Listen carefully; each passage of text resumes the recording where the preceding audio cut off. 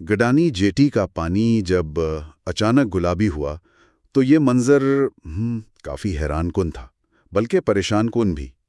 वहाँ जो माहीगीर हैं, सियाह आते हैं, मकामी लोग, वो सब समझ नहीं पाए कि आखिर ये हो क्या गया है।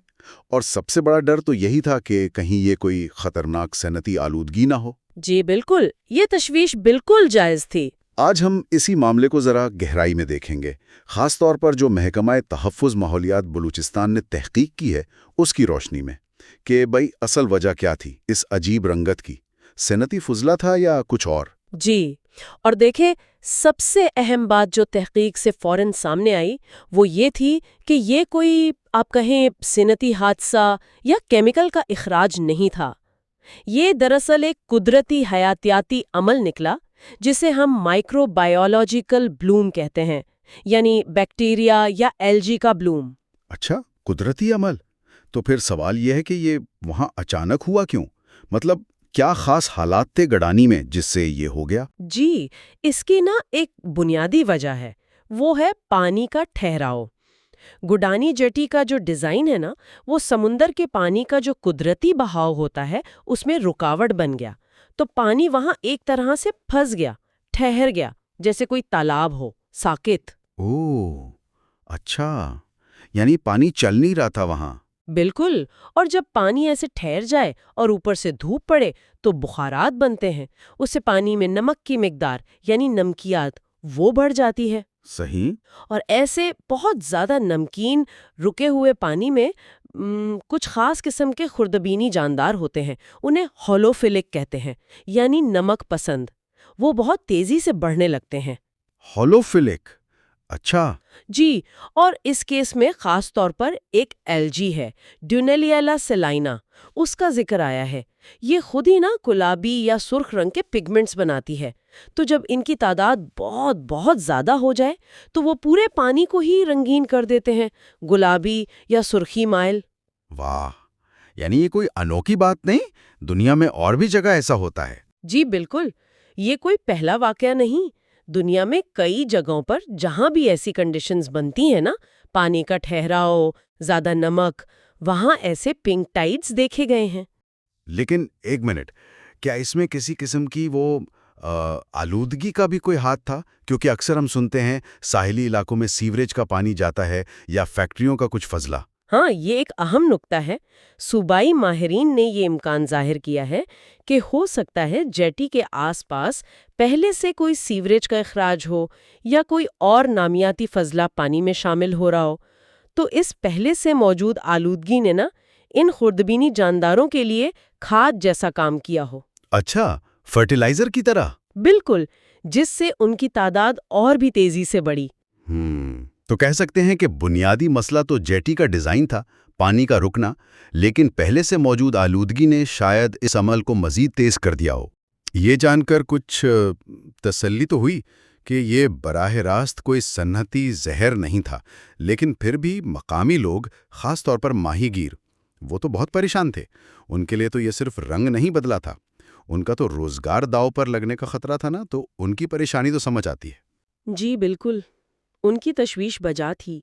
तो क्या ये सूरत हाल वाकई खतरनाक थी सेहत के लिए या समुद्री हयात के लिए? देखें, WWF पाकिस्तान और महकमा माहौलियात बलूचिस्तान दोनों ने पानी के नमूने लिए, उनका तज्जिया किया। और अच्छी खबर ये थी कि उन नमूनों में कोई ख़तरनाक सन्नती जहर यानी टॉक्सिन्स या केमिकल्स नहीं मिले। ये जो हेलोफिलिक जानदार है ना, चूंकि ये बहुत ही ज़्यादा नमकीन माहौल में रहते हैं, तो ये आम समुद्री जानवरों या इंसानों के लिए बराह रास्त जहरीले नहीं माने जाते। अच्छा। मगर एहतियात फिर भी ज़रूरी थी।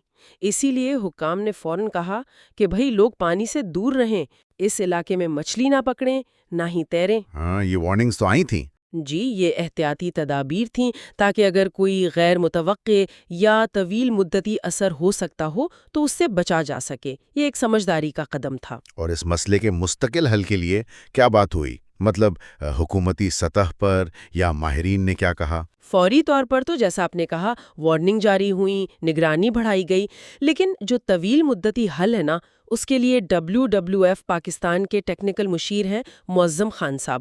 انہوں نے بہت واضح کہا. انہوں نے کہا کہ اصل مسئلہ جٹی کا ڈیزائن، اس کی انجینئرنگ ہے. اسی نے پانی کا قدرتی بہاؤ روکا ہے. تو حل بھی وہیں سے نکلے گا؟ بالکل. مستقبل میں ایسے واقعات سے بچنا ہے تو دو کام کرنے ہوں گے. ایک تو جیٹی کے ڈیزائن کو بہتر بنانا ہوگا تاکہ پانی آسانی سے بہہ سکے، اور دوسرا باقاعدگی سے ڈریجنگ کرنی ہوگی، یعنی سمندر کی تہہ سے وہ مٹی، غاد یا فضلہ ہٹانا ہوگا جو جمع ہو جاتا ہے، تاکہ پانی کے بہاؤ میں کوئی رکاوٹ نہ رہے اور ایسے بلومز کو بھی شاید فروغ نہ ملے. ٹھیک ہے. تو اگر ہم ساری بات کو سمیٹیں، گڈانی کا گلابی پانی یہ صنعتی آلودگی نہیں تھی، یہ قدرتی بیکٹیریا اور الجی کا ایک بلوم تھا. جی. وجہ کیا بنی؟ جیٹی کا ناقص ڈیزائن، جس سے پانی ٹھہر گیا، بہت نمکین ہو گیا، اور شاید پہلے سے موجود سیوریج وغیرہ نے اس کو مزید بڑھاوا دے دیا. بالکل ممکن ہے. ٹیسٹ میں کوئی خطرناک کیمیکل نہیں ملا تو فوری خطرہ کم تھا، لیکن احتیاطاً پابندیاں لگیں. جی ہاں. اور اصل حل جیٹی کی انجینئرنگ ٹھیک کرنا اور ریگولر ڈریجنگ. بالکل صحیح خلاصہ کیا آپ نے. اور یہاں نا ایک بات اور سوچنے کی ہے. یہ واقعہ صرف گڈانی کا ایک مقامی مسئلہ نہیں ہے، یہ ہمیں ایک بڑا سبق دے رہا ہے. یہ سمجھیں کہ قدرت کی طرف سے ایک اشارہ تھا، ایک الارم تھا. الارم کس چیز کا؟ اس چیز کا کہ جب ہم ساحلی علاقوں میں انفراسٹرکچر بناتے ہیں، انسانی مداخلت کرتے ہیں، تو اس کے کچھ ایسے نتائج بھی نکل سکتے ہیں جن کا ہم نے سوچا نہ ہو. یہ واقعہ یاد دلاتا ہے کہ ساحلی ترقی کرتے وقت ہمیں فطرت کے ساتھ، ماحول کے ساتھ ہم آہنگی کا کتنا خیال رکھنا چاہیے. جب ہم قدرتی نظام میں جیسے پانی کے بہاؤ میں رکاوٹ ڈالتے ہیں تو قدرت بعض اوقات ایسے حیران کن طریقوں سے رد عمل دیتی ہے. تو سوال یہ ہے کہ کیا ہم ان اشاروں سے سیکھنے کو تیار ہیں؟ کیا ہم مستقبل کی منصوبہ بندی میں ان اسباق کو شامل کریں گے؟ یہ ایک اہم غور طلب نقطہ ہے. واقعی یہ بہت اہم نقطہ ہے. اس پر مزید سوچ بچار کی ضرورت ہے. بہت شکریہ اس تفصیلی گفتگو کے لیے. شکریہ.